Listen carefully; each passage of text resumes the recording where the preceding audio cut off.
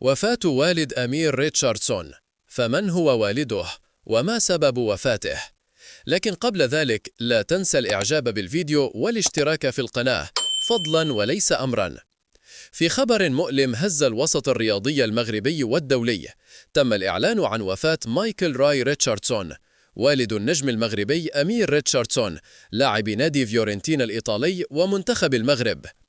مايكل راي ريتشاردسون كان أسطورة في عالم كرة السلة الأمريكية خلال فترة السبعينيات والثمانينيات، حيث تألق ضمن صفوف نيويورك نيكس في الدوري الأمريكي للمحترفين NBA، وشارك في عدة مواسم ناجحة جعلته من أبرز اللاعبين في جيله.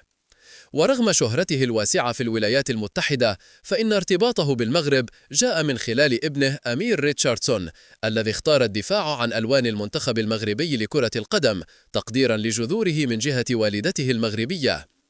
أما عن سبب الوفاة، فقد ذكرت مصادر مقربة من العائلة أن مايكل راي ريتشاردسون توفي بعد صراع طويل مع المرض، حيث كان يعاني من سرطان البروستاتا خلال الفترة الأخيرة قبل أن توافيه المنية عن عمر ناهز 70 عاماً.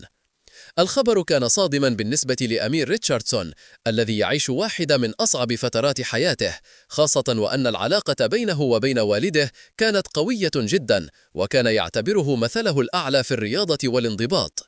نعى العديد من نجوم الرياضة في المغرب والعالم والد اللاعب، معبرين عن حزنهم وتعاطفهم مع أمير في هذا المصاب الجلل، داعين له بالصبر والسلوان.